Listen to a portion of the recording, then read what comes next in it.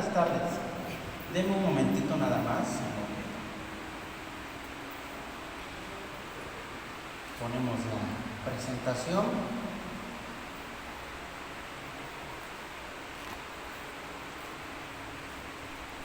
Bien. ¿Cómo están, hermanos? Bien. Bendecidos, ¿verdad? Para gloria y honra de nuestro Señor. Vamos en esta tarde a tener nuestra enseñanza que cumple con la finalidad de poder estar viendo lo que son los temas de los profetas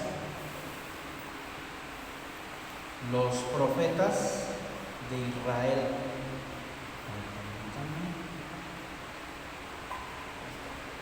Bien, ocupen sus lugares, mis hermanos. Disculpen que los tuve en pie unos momentos. En esta tarde vamos a hablar o a dar continuidad a lo que es el papel del Espíritu Santo. Estos temas, por cierto, son muy edificantes y muy desafiantes, a saber porque, como lo mencioné la vez pasada que estuve con ustedes, muchas veces nosotros limitamos los temas del Espíritu Santo a aquello que corresponde a nuestro trasfondo pentecostés, que de alguna manera está vinculado precisamente a la obra del Espíritu Santo en la iglesia y que se evidencia con lenguas, dones, habilidades y lo que en nuestra propia jerga lingüística llamamos en el fuego del Espíritu Santo, y lo cual está bastante bien porque forma parte de nuestro propio contexto y de nuestra propia identidad. Pero viendo estos temas que se han estado abordando, resulta de bastante interés poder nosotros acercarnos a la Escritura como el medio que revela la voluntad de Dios, observando cómo es que de tiempo en tiempo el Espíritu Santo ha ido obrando. Y como el texto que siempre voy a estar citando en relación a esto, como el texto de 2 de Pedro 1, que dice que los profetas que profetizaron, hablaron siendo inspirados, y hablaba de qué tiempo, qué personas, según el Espíritu de Cristo les indicaba. Eso nos habla de cómo el Espíritu Santo de manera progresiva ha ido actuando y operando, de manera que en la historia de la revelación bíblica vemos cómo es que en cada etapa de la vida del pueblo de Israel, hasta llegar a la revelación de nuestro Señor Jesucristo y posteriormente al tiempo de la iglesia, el Espíritu Santo ha venido obrando de una manera tan armónica, tan precisa y tan en armonía con lo que es el plan de redención de Dios en Cristo Jesús, que no podemos pasar por alto su importancia. Dicho esto, nos introducimos ahora sí al tema de esta tarde. Tenemos ahí, ¿verdad?, el Espíritu Santo y los profetas. Hoy vamos a hablar precisamente de ello.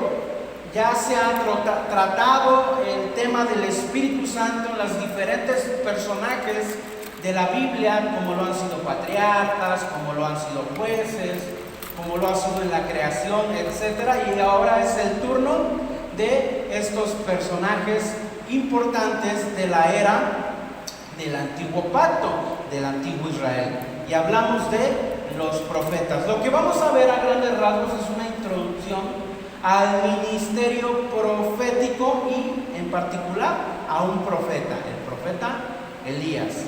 Y es que, para ser honestos, quiero mencionar que hablar de los profetas de Israel es abarcar un tiempo muy amplio en detenernos tan solo en por lo menos un solo profeta.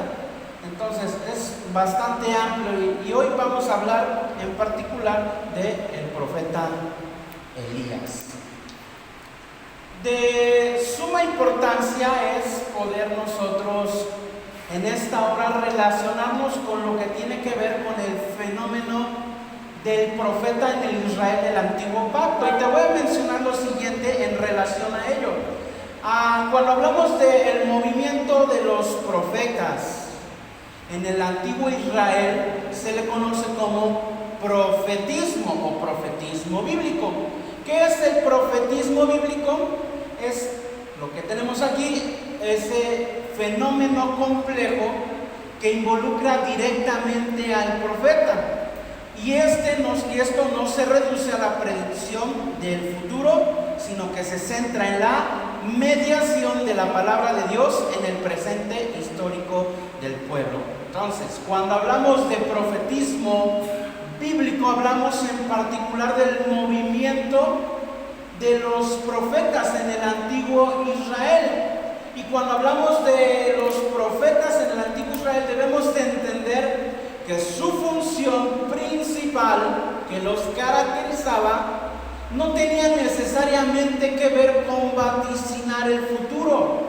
Eso tenemos que tenerlo en cuenta de manera importante, porque un profeta no necesariamente en la Biblia, no necesariamente es alguien que vaticina acontecimientos del futuro, sino que habla de parte de Dios con relación a su presente, es decir, el momento en el que está en operación el ministerio del profeta, y la palabra que de parte de Dios él comunica es lo que tiene que ver, tiene implicaciones directas con su realidad presente, aunque no deja ni pasa por alto cuestiones que atañen al porvenir. Pero ahora aquí quiero mencionar y puntualizar de manera pertinente que cuando un profeta en la Biblia habla acerca del futuro, tiene que ver y está estrechamente vinculado con su presente. Un ejemplo, los profetas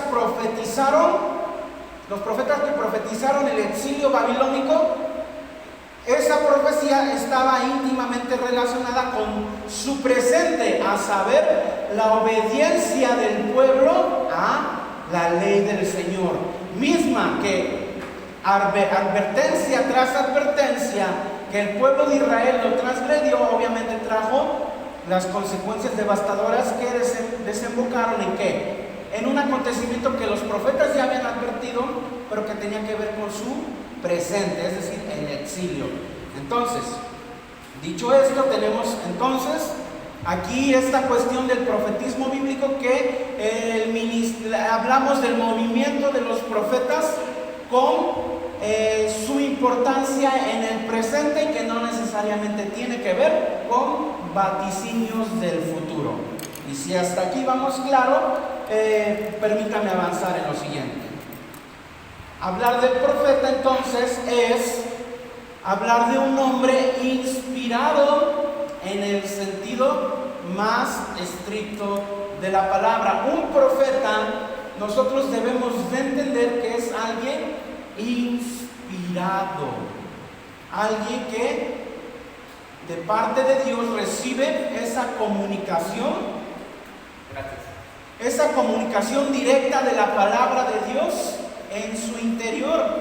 Entonces, lo que vemos aquí es que un profeta es alguien, voy a hacerlo de manera gráfica, alguien que recibe de parte del Señor su aliento. Y el profeta lo recibe, y lo que recibe es lo que comunica. Porque cuando hablamos de inspiración, hablamos del Espíritu Santo, el Ruach de Dios, que inspira la palabra de Dios, de manera que el profeta solamente es un portador de aquel mensaje que comunica. Entonces, nadie en Israel, como tenemos aquí, tuvo una conciencia tan clara de que era Dios quien le hablaba y de ser portavoz del Señor como el profeta. Si tú te das cuenta en el testimonio bíblico, te vas a dar cuenta la manera en la que los profetas comunicaban su mensaje, que tú vas a ver que ellos no titubeaban, no dudaban, y estaban totalmente convencidos que lo que estaban ellos comunicando era nada más y nada menos que la palabra del Señor. ¿De qué manera en particular nosotros podemos decir que un profeta hablaba de parte del Señor? ¿Cómo iniciaban su mensaje? Así dice el Señor. Así dice el Señor. Pero hay una expresión del profeta Elías, más adelante lo vamos a ver, que está muy vinculada con el Espíritu Santo en su vida. Lo dejamos para más adelante. Pero esa expresión, así dice el Señor, pone de manifiesto que la seguridad que el profeta tenía de estar hablando de parte de Dios. Que no era algo propiamente de su imaginación o de su carne. Porque como dice la misma Escritura, que los profetas, dice, nunca hablaron de sí mismos, de su propia carne, sino que fueron inspirados por Dios. Y esto nos refleja a nosotros esa realidad. El profeta era alguien convencido de estar hablando directamente de parte de Dios. No nos va a dar tiempo, o más bien no nos daría tiempo, poder hacer un contraste entre un profeta verdadero y entre un falso profeta. Pero yo te quiero dejar algo en particular para poder, una señal en particular para identificar un mensaje verdadero de un profeta, y es que este está en armonía con la palabra ya revelada de Dios. Porque si la palabra que recibe el profeta viene del Espíritu Santo, y ese mismo Espíritu Santo que inspiró la palabra de Dios, no se puede contradecir. Y simplemente con eso te dejo, ¿verdad? Bien, esta inspiración le viene al profeta de un contacto personal con el Señor que comienza en el momento de la vocación. Es decir, en el momento en el que el profeta es llamado de manera personal por parte del Señor, es en el momento en el que él, ¿verdad?, recibe esa inspiración o esa asistencia de parte del Espíritu Santo para poder ser el mensajero del Señor. ¿Vamos bien hasta aquí, mis hermanos? Perfecto. Por eso entonces, cuando el profeta habla o escribe, nosotros nos damos cuenta en la Biblia que este no apela a escritos, no apela a investigaciones exhaustivas de libros. No, él se basa en su experiencia personal que tiene en el momento en el que el contacto con la divinidad se da, de manera que eso para él le es suficiente para poder decir: esto es palabra del Señor. Por lo tanto, nosotros tenemos que tener en claro que el profeta nunca habla de sí mismo, es decir, de su propia carne, habla de parte de Dios. Eso es un profeta a grandes rasgos, alguien que habla de parte de Dios. Es simplemente un mensajero cuyo llamado le califica para poder ser la voz de Dios delante de su pueblo. Ahora, tenemos una verdad central de nuestra enseñanza, y esta es que en la Biblia el profeta es aquel que ha sido llamado por Dios para hablar en su nombre. Por lo tanto, podemos decir que el profeta es un instrumento útil de la revelación. El profeta es un instrumento de parte de Dios para darse a comunicar al pueblo, para darse a comunicar a los hombres, porque Dios, al dar a comunicar lo que Él quiere dar a comunicar, y valga la redundancia, tiene que emplear o tiene que darse lo que se le llama la revelación, que es decir, quitar lo oculto, dar a conocer. El profeta es un instrumento que sirve para dar a conocer lo que Dios quiere revelar a su pueblo, y esa función la desempeña el profeta. Ahora, en la Biblia hay una palabra de la cual se traduce la palabra al castellano profeta, y es la palabra nabi, y esta puede de alguna manera haberse derivado de una antigua raíz, de una antigua palabra, semítica, cuya raíz se encuentra, ¿verdad?, en el acadio, la palabra nabú. ¿Y qué es nabú o qué es nabi? No es otra cosa más que llamar.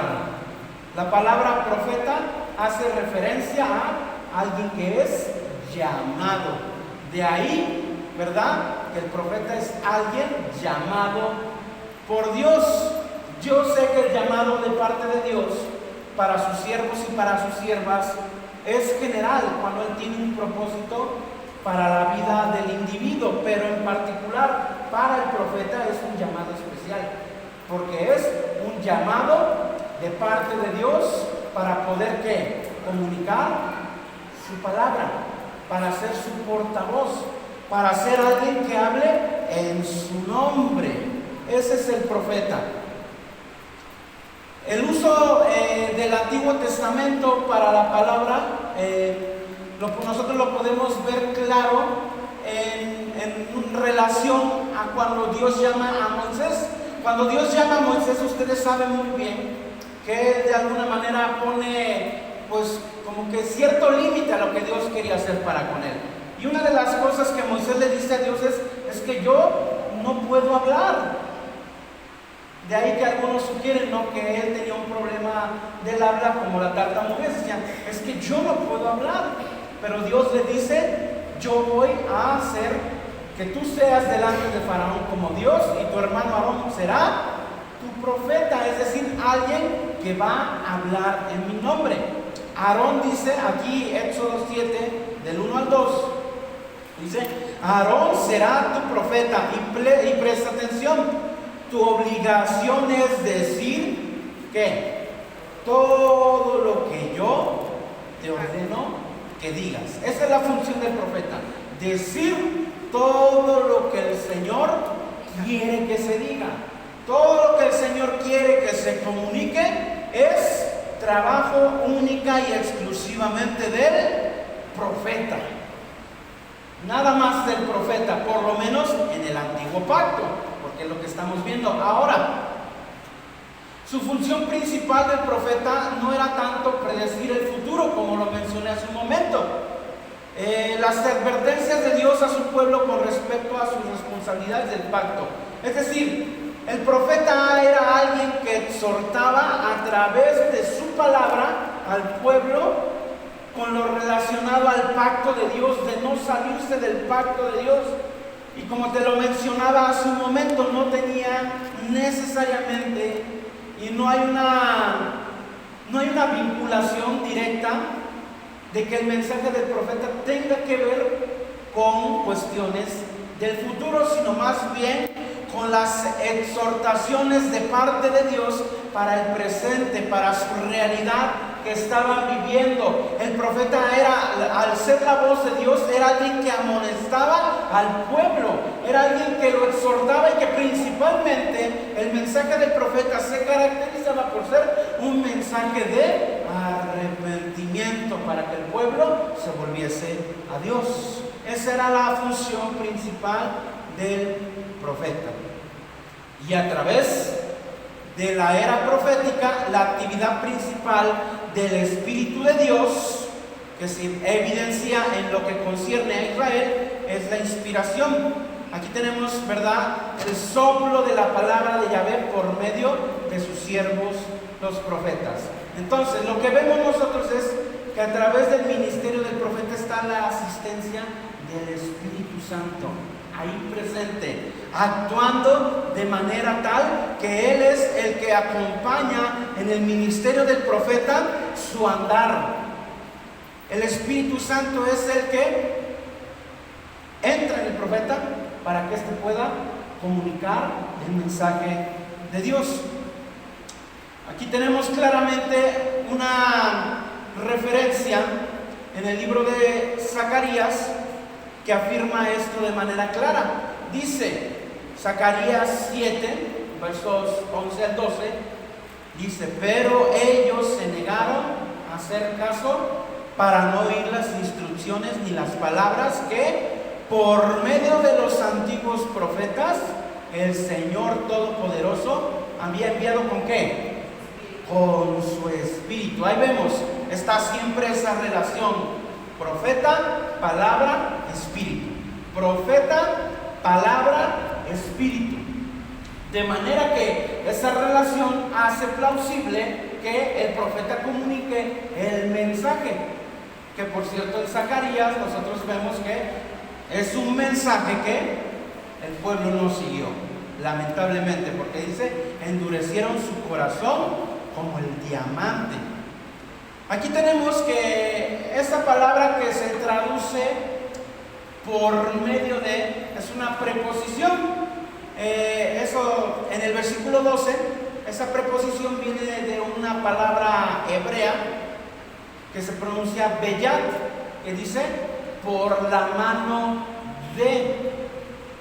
Y esto cubre tanto el ministerio escrito como el oral de los profetas. Porque nosotros cuando hablamos de profeta, hablamos de profecía, hablamos del mensaje que comunica y que en términos generales es palabra de Dios, aquello que procede de parte de Dios por medio de su Espíritu Santo, puede bien ser aquello que se comunica de manera oral, es decir, manera hablada, como aquello que queda testimoniado de manera escrita. Estas han sido, a lo largo de la historia, las dos fuentes principales en la tradición judía de la preservación y comunicación de la palabra del Señor. De manera oral, de manera hablada y de manera escrita, el Espíritu Santo está detrás del mensaje. Es el Espíritu Santo hablando a través de. Ahora, ¿qué implicaciones tiene esta expresión por medio de? Dos. La primera de ellas es la acción principal proviene de Dios. ¿Cuál es la acción principal en la que se involucra el ministerio del profeta? La inspiración viene de Dios. La revelación viene de Dios. Entonces, no es un mensaje propio. No son sus propias palabras, no es producto de su imaginación, es algo que viene de parte de Dios, pero se ejecuta mediante la persona mencionada, a saber, el profeta. Y número dos, hablar de que viene de o por medio de refuerza la idea de que el profeta o el líder es simplemente un instrumento subordinado. El profeta no es, por así decirlo, no es alguien que goce de estatus, en la Biblia por lo menos, no es alguien que goce de estatus, de reputación, de cierta elevación por parte de la gente. Sí tienen respeto, sí tienen honor, pero simplemente es un instrumento subordinado. Él no es el origen de la acción. Del profeta no viene el hablar, viene de parte de Dios a través del Espíritu Santo. Y mencionamos esto de manera particular, y yo de manera personal, por razón de que muchas veces en nuestro propio contexto sabemos muy bien que hay personas que dicen ser profetas y la atención se pone y se centra en ellos, pero démonos cuenta que tanto el profeta como el apóstol, como el maestro, como el pastor, como el que limpia, como el que trapea, simplemente es un instrumento de parte del Señor. Pero bueno, aquí estamos hablando del profeta y ese es simplemente un paréntesis. ¿Estamos hasta aquí bien, hermanos? ¿Todo bien? Perfecto.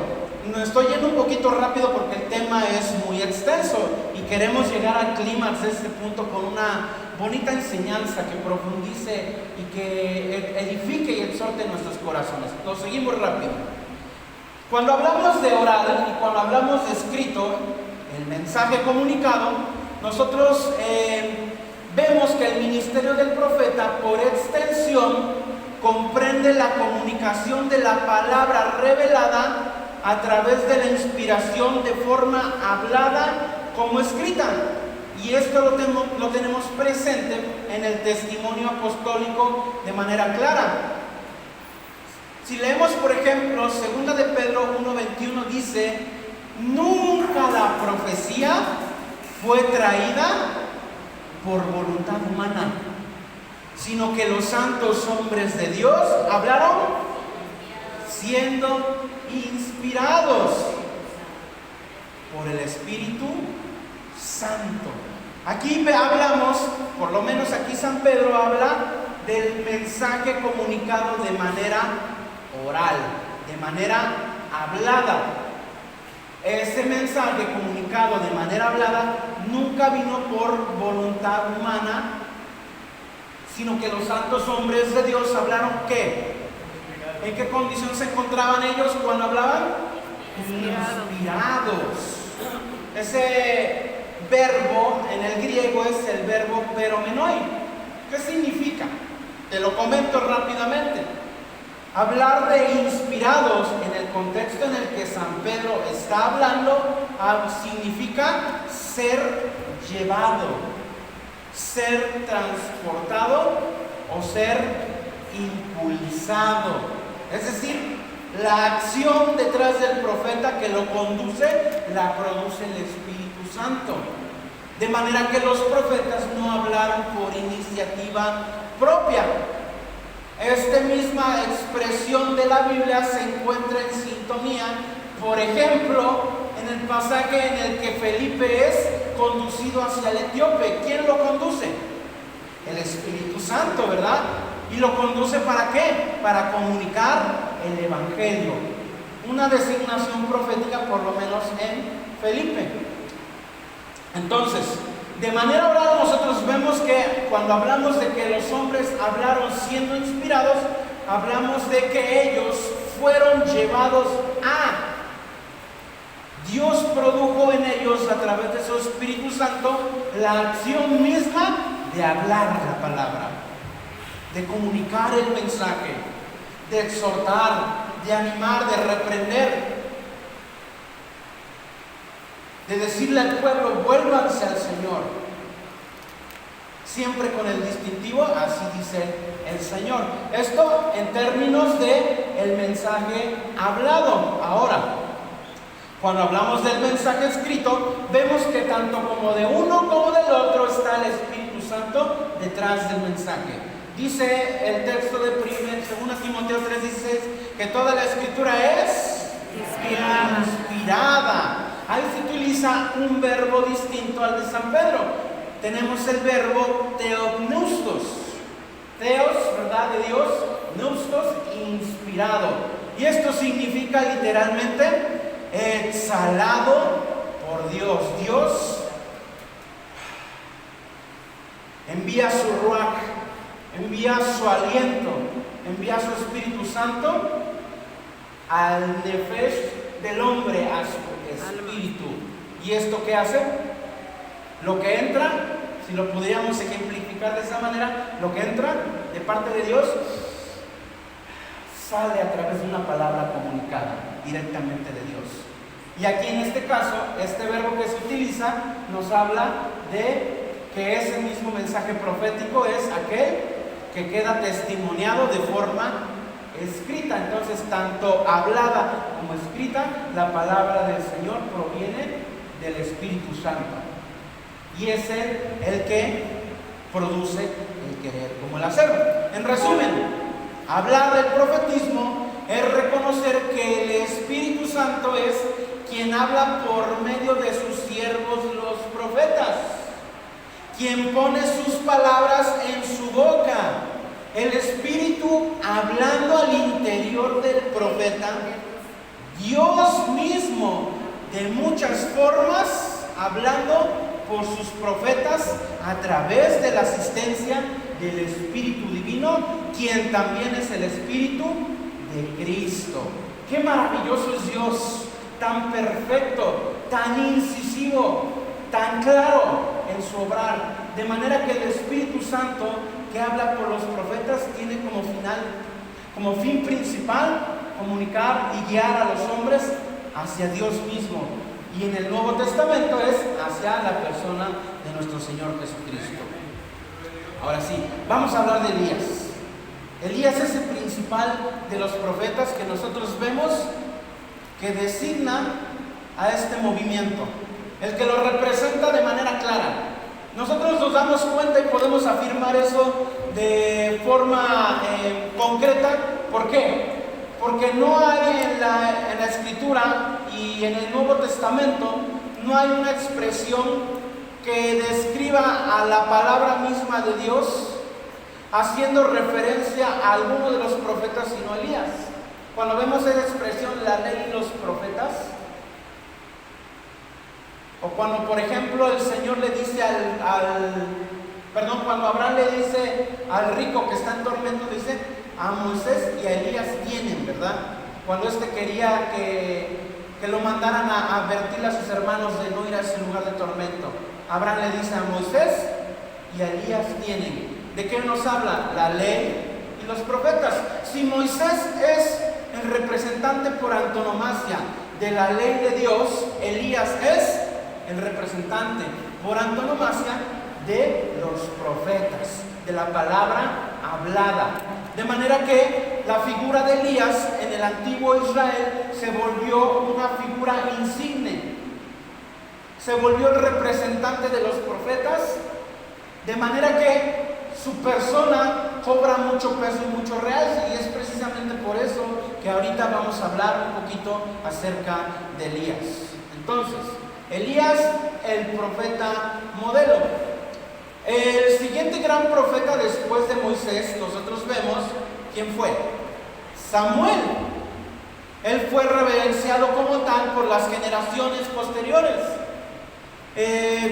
Y en el periodo de los jueces, dice, en la primera monarquía. Sin embargo, no fue Samuel, sino Elías, quien fue el representante del movimiento profético en el Antiguo Testamento. Es Elías, el personaje principal que representa a los profetas. Y su persona está llena de enigmas, su persona está llena de cuestiones que apasionan a la hora de estudiarlo. Y ahorita lo vamos a ver un poquito por qué. Pero nosotros vemos entonces que Dios instituyó soberanamente a Elías para que fuera el líder espiritual en una época de extrema apostasía. Ahora, Elías fue levantado por Dios en un tiempo y en una época del periodo del pueblo de Israel muy crítico. En un periodo en el que el pueblo se estaba yendo en pos de dioses ajenos, a tal grado en el que nosotros vemos a Elías en un episodio más tarde de su vida. Nosotros vamos a ver que él creía que él era el único de los profetas que había quedado. Ahorita vamos a hablar un poquito de eso. Entonces, cuando Dios levanta a Elías, lo levanta en un periodo muy difícil, en el que la apostasía estaba todo lo que daba. El pueblo estaba delante de Dios mal.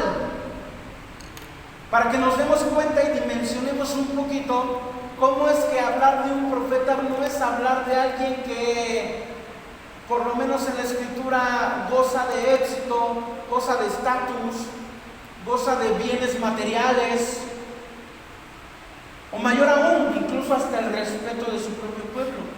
Vemos en la figura del profeta a alguien que es perseguido, que es ignorado, que incluso es muerto a causa de su ministerio. Pero sin duda alguna vemos a alguien que Dios utiliza para comunicar su mensaje. Y uno de ellos fue precisamente Elías. Él se convirtió entonces en el modelo o patrón de todos los profetas después de Moisés. El profeta entonces representa el movimiento profético en la escritura es Elías. De manera que para el pueblo de Israel, pasando el tiempo, nosotros nos damos cuenta que había una gran expectativa en torno al profeta, y en particular a la figura de Elías. Si tú te das cuenta, esa expectativa está en el Nuevo Testamento. Cuando a Jesús se le pregunta quién era él,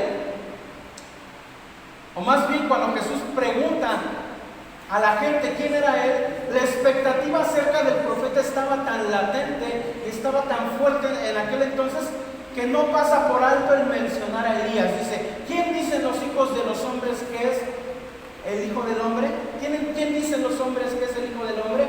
Y la respuesta es, dice, unos dicen que es un profeta, otros dicen que es Jeremías, otros dicen que es Juan el Bautista, que ha resucitado, dice, y otros dicen que eres Elías.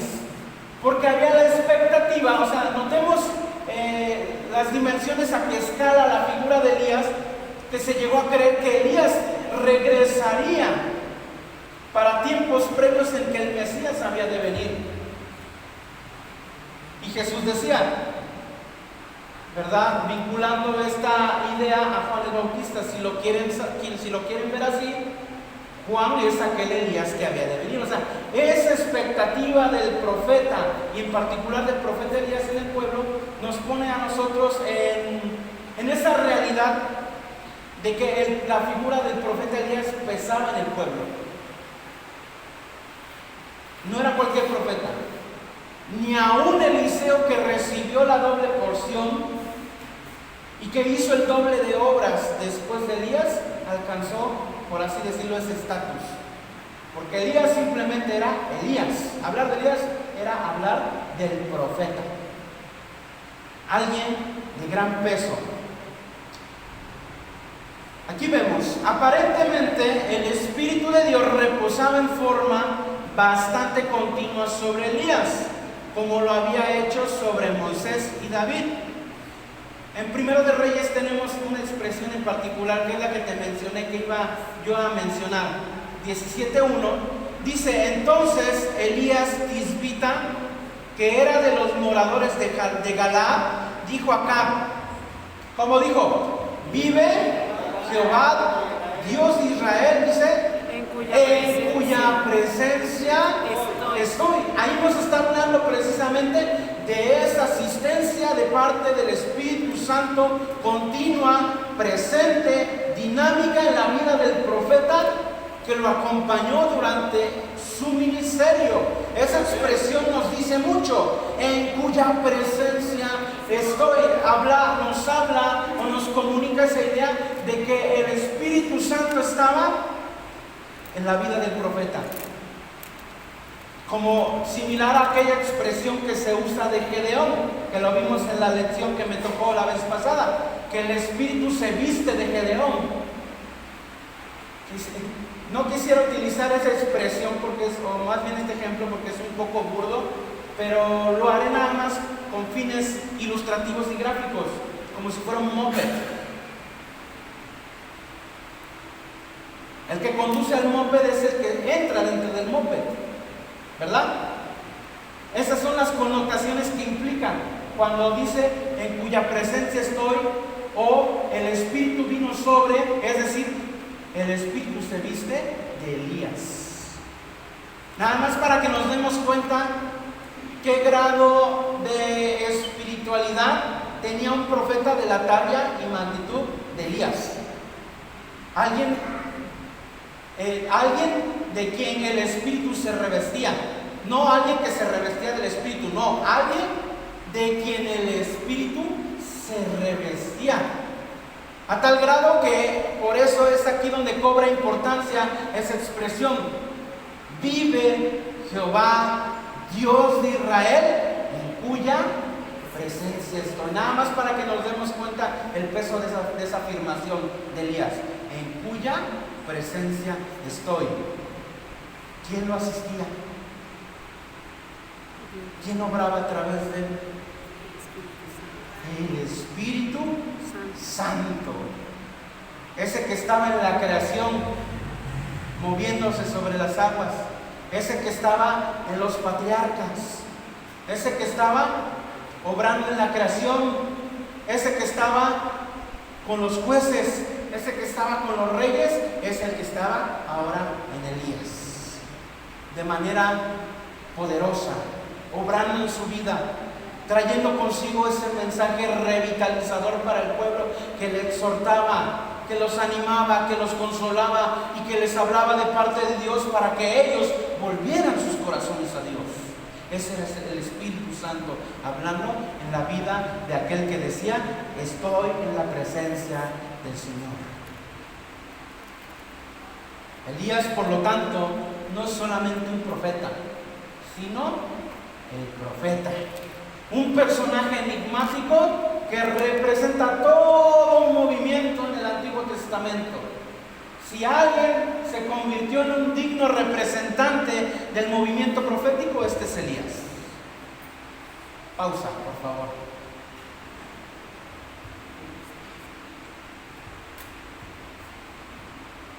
Elías entonces fue la figura que actuó como una bisagra o puente en la línea profética que va desde Moisés hasta Jesús. Él fue el que mantuvo viva la esperanza mesiánica durante el periodo de mayor crisis en la relación del pacto de Dios con Israel.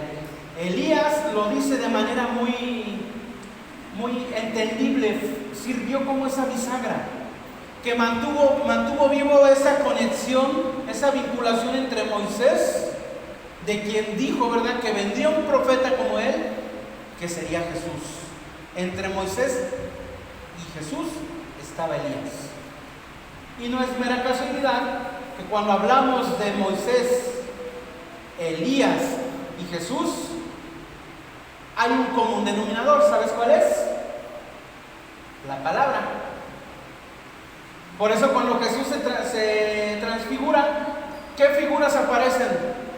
Moisés, la ley, Elías, la profecía, y Jesús, nada más y nada menos que el Logos, la palabra misma de Dios. O sea, es sumamente importante hacer estas anotaciones. Pero Elías, el profeta, discúlpenme, aquí me cuadrapié con esto, pero Elías el profeta también, lo dejamos en puntos suspensivos, omitamos el tú, se me fue ahí. Pero Elías el profeta también. Hay una referencia en el Nuevo Testamento acerca de Elías, a saber, la que se encuentra en Santiago 5, del verso 17 al verso 18. Elías también era alguien como tú y como yo. O sea, nosotros ya hemos visto que él representa un movimiento de tales magnitudes como el movimiento profético, el movimiento de los profetas, pero Elías no debemos de pasar por alto que fue un hombre como tú y como yo. Fue un hombre de carne y hueso, con emociones, con sentimientos, que vivió en condiciones similares en cuanto a humanidad, de la misma forma como tú y como yo. Y dice Santiago que él era un hombre con limitaciones semejantes a las nuestras. Es una versión diferente. Dice, pero oró con fervor para que no lloviera. Y durante 3 años y 6 meses no llovió sobre la tierra. Después volvió a orar y el cielo dejó caer su lluvia y la tierra dio sus frutos. O sea, vemos que Elías, tan humano, tan falible, tan limitado en sus capacidades como tú y como yo, vemos que también hizo grandes cosas. Y esto pone de manifiesto la importancia de nosotros darnos cuenta, no de quién es Elías, sino de quién es el que asistía a Elías, el Espíritu Santo, porque dice, y oró con fervor y no llovió. Santiago entonces en el Nuevo Testamento nos dice sobre Elías que era alguien de igual condición que nosotros. Esto debe de llevarnos a nosotros a reflexionar precisamente en cómo es que si el Espíritu Santo en el antiguo pacto obró en la vida de un profeta, obró en la vida de Elías, con sus fallas, con sus desperfectos, con sus limitaciones, también lo puede hacer en nosotros. Amén. Y es aquí donde cobra sentido todo esto. Porque para tiempos en el que la iglesia está viviendo, ya el Espíritu Santo no viene solamente de forma intermitente sobre ciertos personajes, sino que viene sobre todo aquel que confiesa a Jesucristo, la iglesia. El Espíritu Santo vive y mora en ti y en mí. Y si el Espíritu Santo, cuando asistió a Elías, pudo él hacer grandes hazañas, grandes proezas, déjame decirte que tú y yo no somos la excepción. No sé si esto no nos motiva a nosotros. A la misma vez que se pone de manifiesto la importancia de la grandeza, del poder y obra del Espíritu Santo, también se pone de manifiesto la fragilidad, las limitaciones y la vulnerabilidad del profeta, para que nos demos cuenta que todo es obra de Dios, solamente de Él. Te comparto brevemente solamente 3 lecciones de aprendizaje de este tema acerca de la vida de Elías. ¿Qué podemos nosotros aprender de la vida de un hombre que fue usado de Dios de manera tan grande? ¿Qué podemos nosotros aprender de alguien que cuando el Espíritu Santo lo tomaba y comunicaba su mensaje a través de la inspiración y hablaba su palabra e hizo descender fuego del cielo, multiplicar la harina, resucitar un niño y hacer grandes milagros? ¿Qué podemos aprender? Yo creo que podemos aprender grandes cosas y yo te quiero compartir solamente 3, mi hermano. La primera de ellas es que lo que el Espíritu Santo puede hacer en la vida de alguien. ¿Qué es lo que el Espíritu Santo puede hacer en la vida de alguien? Nosotros vemos que cuando Santiago hace referencia de Elías el profeta, lo hace señalando de manera puntual sus propias limitaciones, porque habla de su condición. Dice, Elías era un hombre sujeto a pasiones igual que nosotros.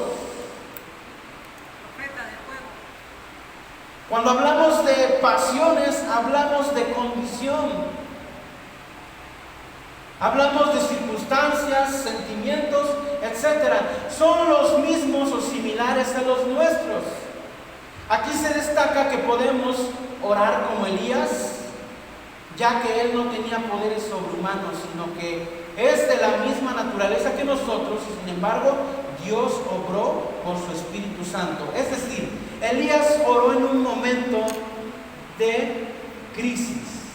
Elías oró en un momento en el que Dios quería dar a conocer su poder, traspolándolo a nuestro propio contexto. Nosotros, limitados en nuestros recursos, finitos, falibles, pobres, decadentes, etc. No está en nosotros el poder hacer grandes cosas, sino en aquel que nos puede asistir, que es el Espíritu Santo. Así como Elías. Y principalmente en momentos de crisis, como en el tiempo en el que vivió Elías. En tiempos de apostasía, en tiempos en donde Dios está siendo olvidado. En momentos en donde a la gente, cuando lo que menos le interesa es saber de Dios, es en ese momento en el que nosotros podemos abrir nuestra boca como Elías y proclamar a ese Dios en el poder del Espíritu Santo. Quizá no vamos a orar para que se cierre el cielo. Quizá no vamos a orar para que se abra. Y posiblemente no vamos a hacer que llueva fuego del cielo, no. Pero sí podemos comunicar esa palabra de parte de Dios a los hombres. Pero sí podemos orar por una necesidad. Pero sí podemos ir nosotros a donde está la misma necesidad. Porque es ese mismo Espíritu Santo que asistió a Elías el que ahora nos asiste a nosotros.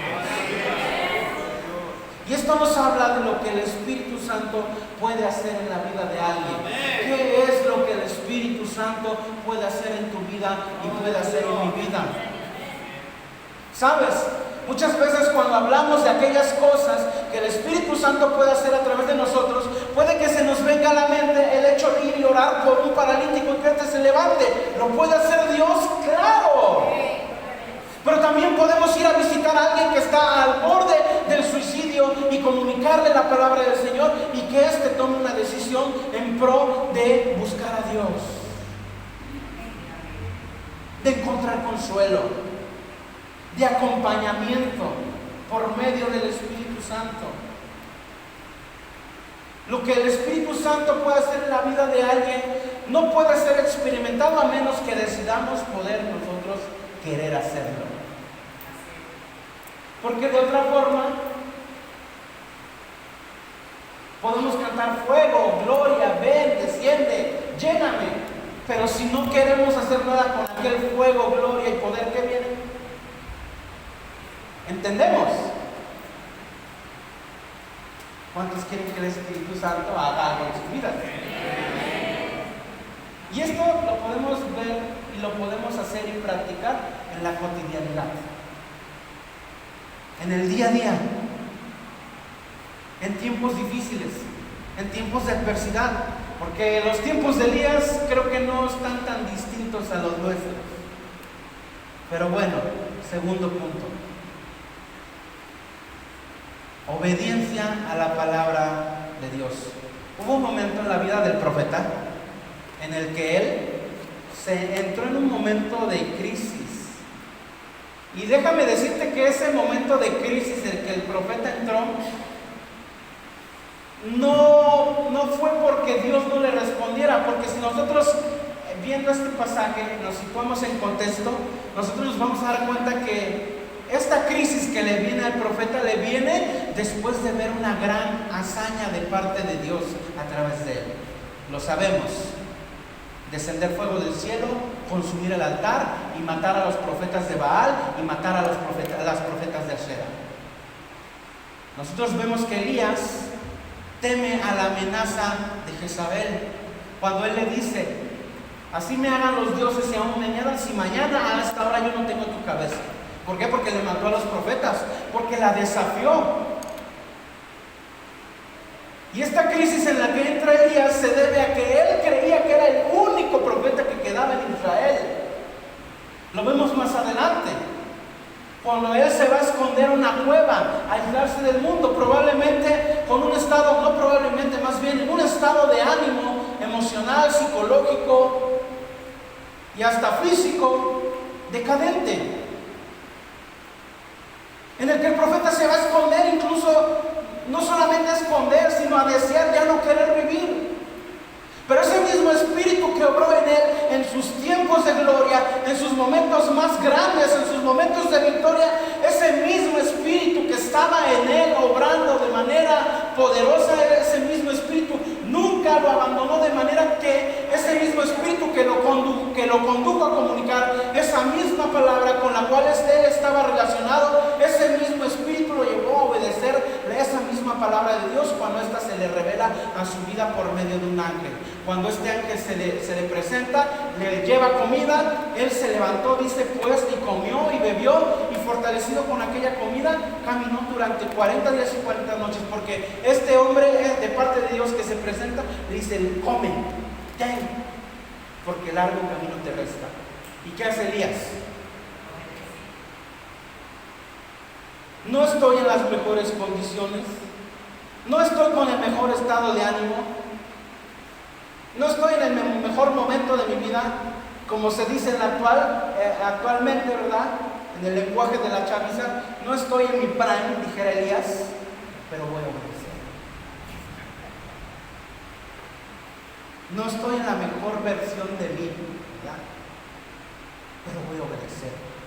Y se levantó, y comió, y bebió, y fortalecido con aquella comida, caminó 40 días y 40 noches hasta Horeb. ¿Y qué es Horeb?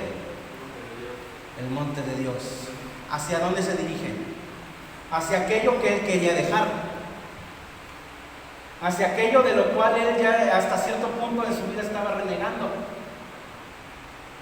Se dirige Elías hacia un punto en un punto de inflexión, se dirige de nueva cuenta al punto de retorno. De aquí soy. De aquí soy. Esto hace eco de aquellas palabras que dicen: separado a ti, no lo puedo hacer. ¿A dónde me voy a ir? Me voy a lo más alto y ya estás tú. Me voy a lo más bajo y ya estás tú. Solo tú tienes palabras de vida eterna.